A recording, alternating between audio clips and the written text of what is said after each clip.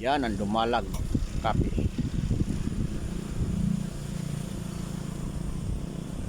Malapit na tumaharbit ng mga ano nila, palay. Focus na. Malapit na yan. Diba? Ganda tingnan ng bundok. So, dito muna tayo sa ilalim ng kahoy, mga kabahidor. Ano tayo? Pahinga tayo dito. Ang init. Diyan tayo pupunta, oh.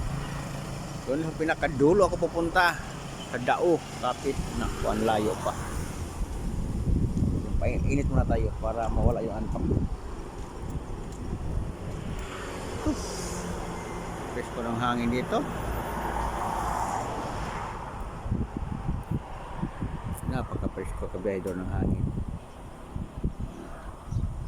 Ganda tingnan na mga palayan.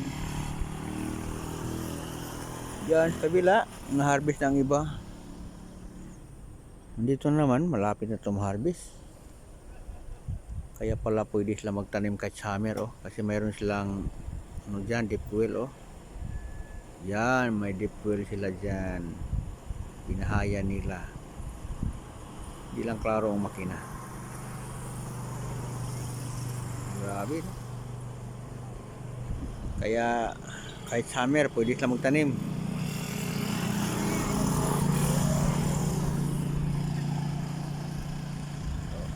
Ito ang highway dumalag to Dao, Partero, Dumaraw, banda. Ito ang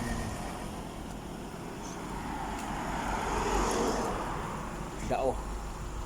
Oh, Dao. Dumalag pala. So, ano tayo kabahidor? Sakay na tayo. Tapos na tayo nagpainit. No, para mawala yung antok natin. Kasi ano umaano ang antok eh. Hindi mo disturbo. So, kaya continue na tayo sa biyahe natin. Okay, ito lang simpleng buhay ng biyahedor. Pag inantok, tumatabi, stretching, diba? Ano lang. So, papunta na tayo ng ano? Dao. So, yun ang next schedule natin, Dao, mga kabahidor. Tapos ng Dao, Sigma, tapos doon sa pinakalayo. Ito na naman, malayo na yan. Nung lista na naman, supra oras na naman takbuhan na yan. Sa may Panitan. Ay. Ganyan talaga ang buhay, mga kabahidor. Kaya tiis-tiis lang tayo nito, kabahidor. Kita nyo naman, oh, gaano ka-straight yan. O, layo pa yan, ha? Kahit 200 pa siguro takbo ko, tagal pa makarating. Kaya maraming salamat sa nanonood. Ito ang view ng Dumalag Capiz, mga kabahidor highway, no? Going to Dao na tayo. Thank you for watching.